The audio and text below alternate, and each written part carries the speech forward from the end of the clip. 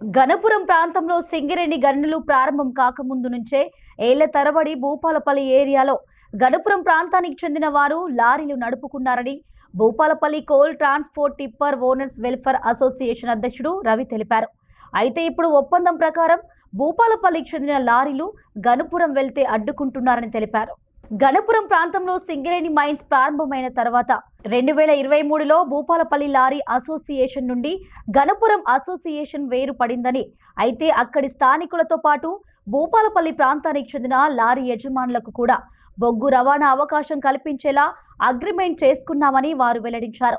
అయితే ప్రస్తుతం గణపురం మండలానికి చెందిన కొందరు భూపాలపల్లి లారీలను అడ్డుకుంటున్నారని ఆరోపించారు.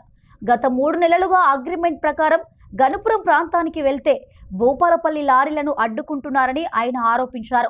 ఈ సమస్యపై పాలకవర్గం, పోలీస్ శాఖ అధికారులు జోక్యం చేసుకుని ఇరు వర్గాలతో చర్చలు జరిపి సమస్యను పరిష్కరించాలని కోరారు.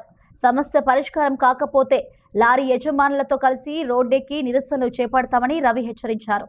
టిప్పర్ వెల్ఫేర్ అసోసియేషన్ భూపాలపల్లి గత 2023లో అంటే గన్పూర్ వర్సెస్ భూపాలపల్లి గన్పూర్ వాళ్ళు 30 సంవత్సరాలు మా దగ్గరనే వండుకుంటూ వాళ్ళకి అప్పుడు మైండ్స్ లేవు, మా దగ్గరనే మాతో కలిసిమెలిసి ఉండి వాళ్ళు ఇలా 18 రావడం, OC3 వాడడం వల్ల విడిపోవడం జరిగింది.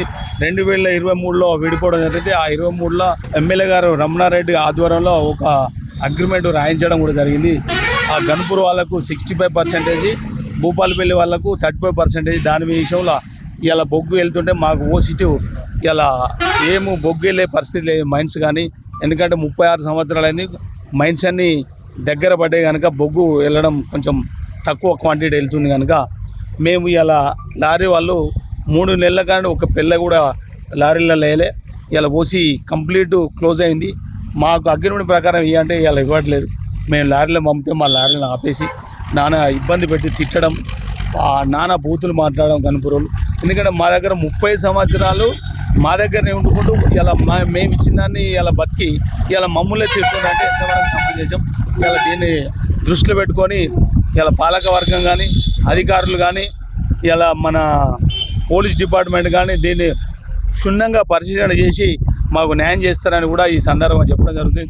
ఎందుకంటే ఆడికి పోవడము అంటే ఏ లారీ పోయినా అంటే వాళ్ళు ఇవ్వడం కూడా మాకు ఇస్తానని ఫస్ట్ అగ్రిమెంట్ ఉంది, దానికి లేదు, మాకే వెళ్ళట్లేదు, మేమేం చేస్తామని చెప్పి మమ్మల్ని నానా బూతులు తిట్టడం. వాళ్ళు దీన్ని అధికారులు దీన్ని దృష్టిలో పెట్టుకొని వాళ్ళని పిలిపించైనా కూడా ఒకసారి చర్చ చేసి మాకు సానుకూలంగా న్యాయం చేస్తారని కూడా ఈ సందర్భంగా. అదే ఈయనకపోతే కూడా రోడ్ ఎక్కడం జరుగుతుంది. ఆ ధర్నాలు కూడా వేయడానికి కూడా మేము వెనకాడమని కూడా పాలక వర్గానికి కానీ అధికారులు కూడా చెప్తున్నాం. ఎందుకంటే ఇలా మాకు బతుకులేదు. వాళ్ళు ఇలా 18 మంది ఉన్నారు, మేము 150 మంది ఉన్నాం. 150 లారీలు ఖాళీగా పెట్టుకొని రోడ్ల మీద ఇవాళ దిక్కులేని పరిస్థితి ఉంది.